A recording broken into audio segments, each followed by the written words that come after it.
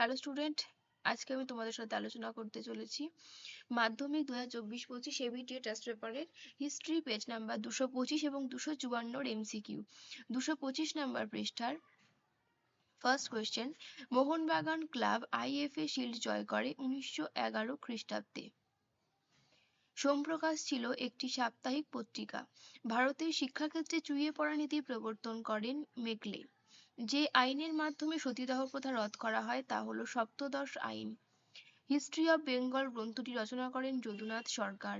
রুম্পা উপজাতীয় বিদ্রোহ সংঘটিত হয় গোদাবরী উপত্যকায়। মালগুজারি কথার অর্থ হলো খাজনা। ভারতের ইস্ট ইন্ডিয়া কোম্পানির শাসনের অবসান ঘটে 1858 খ্রিস্টাব্দে। ভারত সভার প্রথম অধিবেশন হয় অ্যালবার্ট হলে। 76-এর মন্বন্তরের মর্মস্পর্শী বর্ণনা আছে আনন্দ মঠে। প্রথম বাঙালি প্রকাশক গঙ্গা কিশোর ভট্টাচার্য। এটা ক্রেস্কোগ্রাফ হবে। ক্রেস্কোগ্রাফ যন্ত্রটি আবিষ্কার করে জগদীশচন্দ্র বসু।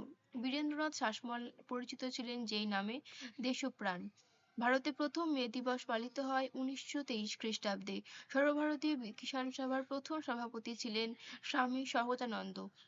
ভারতে বিপ্লববাদী জননী বলা হয় ভিকাজি রুস্তম কামাকে।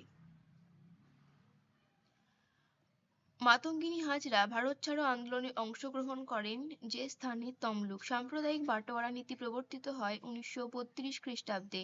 স্বাধীন ভারতের প্রথম স্বরাষ্ট্রমন্ত্রী বল্লভভাই প্যাটেল।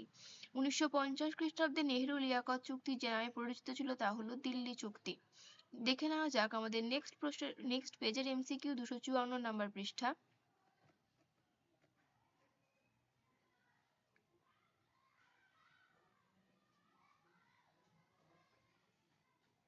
জীবনের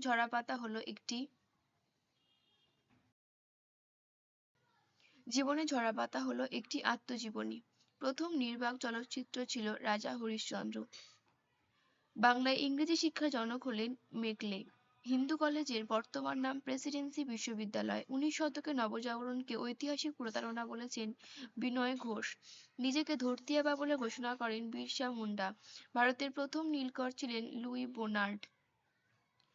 আনন্দমঠ প্রকাশিত হয় 1882 খ্রিস্টাব্দে। দিল্লির শেষ মুঘল সম্রাট ছিলেন দ্বিতীয় বাহাদুর শাহ। কার্ল মার্কস 1857 বিদ্রোহকে বলেছেন জাতীয় অভ্যুত্থান বা বিদ্রোহ। পর্তুগিজদের প্রথম ছাপাখানা স্থাপিত হয় গোয়াতে।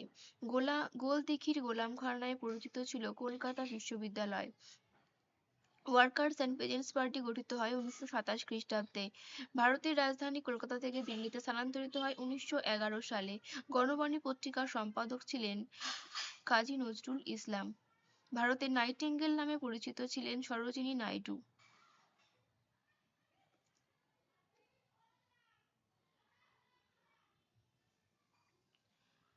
অ্যান্টি সার্কুলার সোসাইটির প্রতিষ্ঠাতা ছিলেন শচীন্দ্র প্রসাদ বসু। ভারতে বিপ্লববাদের জনক বলা হয় বাসুদেব বলবন্ত ফাতকেকে। রাজ্য পুনর্গঠন কমিশনের সভাপতি ছিলেন ফজল আলী। তমস উপন্যাসটি রচনা করেছিলেন ভীষ্ম সায়ানী।